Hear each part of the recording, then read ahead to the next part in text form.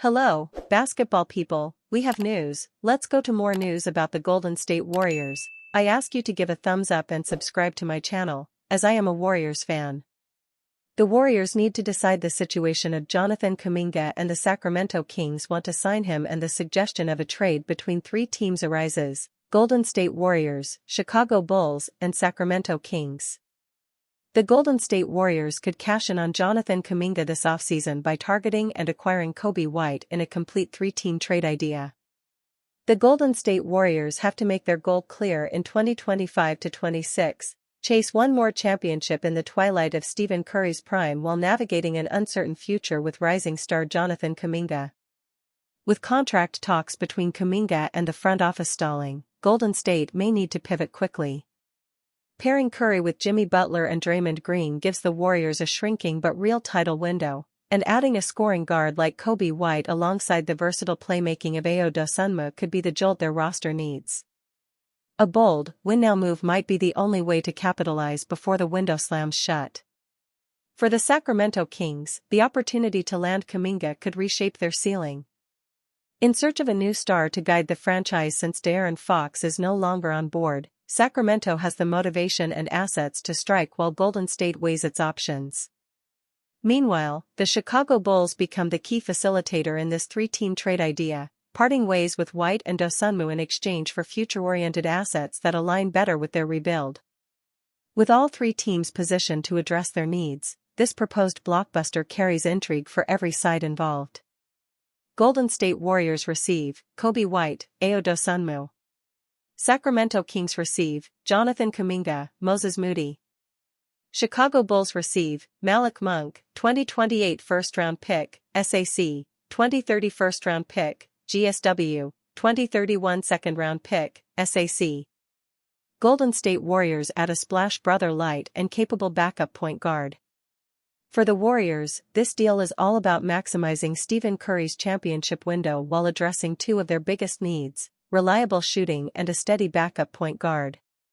Coby White, who had a strong season as a knockdown shooter and secondary scorer last season, 20.4 ppg, 4.5 APG on 37% three-point FG, immediately gives Golden State a splash brother light to slot alongside Curry and Jimmy Butler. His ability to stretch defenses and create off the dribble adds a new layer to the Warriors' offense, which has too often collapsed without Curry on the floor. Equally valuable is the addition of Ayo Dosunmu, 12.3 ppg, 4.5 APG, a versatile guard who can handle secondary playmaking duties and defend multiple positions. Dosunmu gives Golden State a trustworthy option to run the offense when Curry sits, allowing head coach Steve Kerr to maintain offensive rhythm without leaning too heavily on Draymond Green's playmaking. His defensive tenacity also pairs well with Butler, reinforcing the Warriors' wing depth. Most importantly, this trade signals Golden State's willingness to go all in. By moving on from Jonathan Kuminga, they're betting that White's shooting and Dosunmu's steady guard play are better fits for a roster trying to squeeze out another title run. Warriors could still make surprise free agent signing no one is talking about. Don't completely rule this out. Between Al Horford, DeAnthony Melton, Gary Payton II, Seth Curry, Malcolm Brogdon and more, there's been no shortage of notable players the Golden State Warriors have been linked to in free agency. Yet there's one player that's been less talked about and could still be on the Warriors' radar: Kevin Knox too. The former top 10 pick finished last season on Golden State's main roster, but there's been very little indication that the front office are looking to bring Knox back on a new deal this summer. Kevin Knox could still be a surprise signing for the Warriors. However, fans shouldn't completely rule out a Knox return despite all the other names the Warriors have been linked to, including multiple in Horford, Melton and Payton, who the franchise is expected to sign once Jonathan Kuminga's future becomes clear. Speaking recently on the Dubs Talk podcast, Warriors insider Monty Poole outlined the team's fondness for Knox that includes a comparison to a fan favorite of the 2022 championship roster. They look at Kevin Knox and you know what they think. Otto Porter Jr. Can he be that big body off the bench that can play some 4 and maybe some small ball 5 and shoot the 3 still? And so that's why, Kevin Knox has a chance to be back with his team, Poole said. After being drafted 9th overall by the New York Knicks in 2018, Knox earned the label of a draft bust following 6 underwhelming years across 4 teams that also included the Detroit Pistons, Portland Trail Blazers and Atlanta Hawks. Yet Knox started to revive his value by putting the work in firstly with Golden State's Summer League squad last year, then in the G League where he averaged 25.3 points, 8.8 rebounds, and 2.8 assists in 12 regular season games for Santa Cruz, shooting an incredible 52.7% from the floor and 44.4% from three-point range. The 26-year-old's performances earned him a call-up to the main roster on a pair of 10-day contracts and then a standard end-of-season deal, with Knox playing 19 games for the Warriors, which included 5 in the playoffs. He had 14 points, 4 rebounds, and 2 assists during the Game 5 loss of the first-round series against the Houston Rockets. Given prominent reports that Golden State have other free agents lined up to sign, it would still be a surprise if Knox is back on the main roster to start next season. Yet it may not be a complete fait accompli that his time with the Warriors is over, particularly if the front office trades Kuminga, which would open up the need for another big, athletic forward in Knox's mold. Warriors could be gifted return of a fan favorite because of Kevin Looney's departure. There could be a silver lining. As the Golden State Warriors await a resolution to their lingering Jonathan Kuminga saga, it appears that their late off-season efforts will be focused on bringing in veteran players to help bolster their relatively thin backcourt. One of these targets, Gary Payton II, would be an excellent fit to return to the roster, a move that, according to Monty Poole of NBC Sports Bay Area, was likely only made possible by the unfortunate departure of veteran center Kevin Looney. With most of their finances tied up in their veteran trio of Stephen Curry, Jimmy Butler, and Draymond Green, the Warriors certainly have needed to make some tough calls this offseason, but the return of Payton could represent a silver lining in the team's most heartbreaking move this year. Kevin Looney's departure could be what makes Gary Payton II's return possible.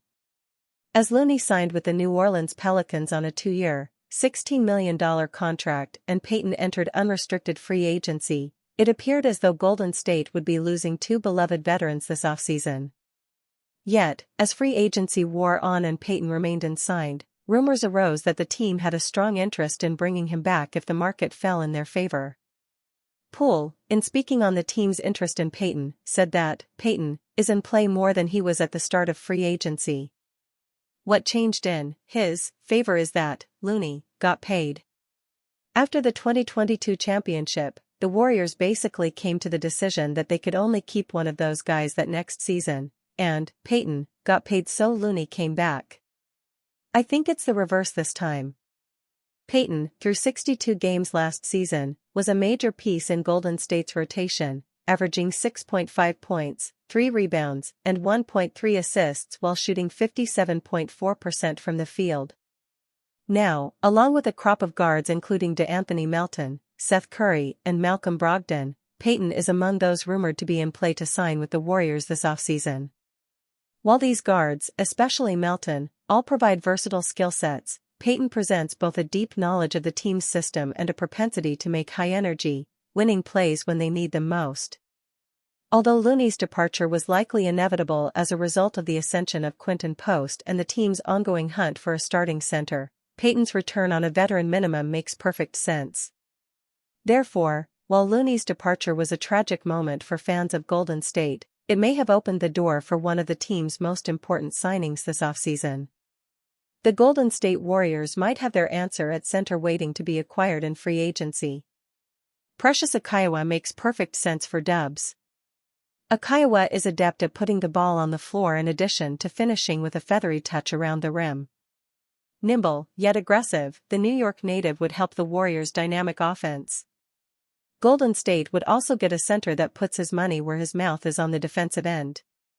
Achiuwa is proven at protecting the rim, while his mobility allows him to defend smaller guards on the perimeter. On his way to playing for what could be his 4th NBA team next season, he's averaged 7.6 points, to go along with 5.7 rebounds for his career. Achiuwa's also sent back 0.7 blocks per contest.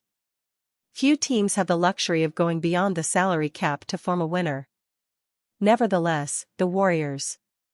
Thus, they could take a flyer on the former first-round pick on a deal valued at around $5 to $8 million per year, in line with his previous earnings, commensurate with his play. Warriors set for major Malcolm Brogdon mistake if latest reports are true. Will they pass on the former sixth man of the year? The Golden State Warriors are going to face a roster crunch once they settle Jonathan Kuminga's future, having been linked to a number of remaining free agents who have been stalled by the young forward's own stalemate with the franchise. A number of those players are guards, leaving the Warriors with one or two tough decisions to make on who exactly fills out the roster. One of those impacted by the Kuminga situation is veteran Malcolm Brogdon, but the former sixth man of the year could be the odd one out based on recent reporting around Golden State's free agency plans.